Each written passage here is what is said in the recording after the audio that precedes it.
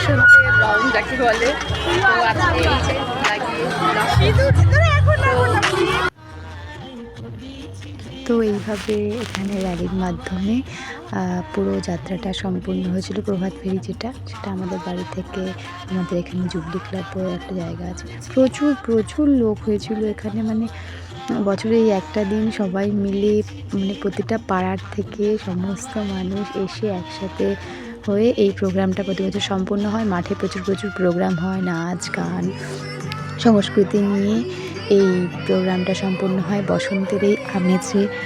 সবাই সুন্দর হলুদ, লাল, নীল, সবুজ নানান রঙে সেজে উঠেছে। তারপর এখানে একটা সুন্দর শোভাযাত্রার সাথে সবাই গোল করে বেশ নাচছিল, মানে একটা ভীষণ সুন্দর ব্যাপার।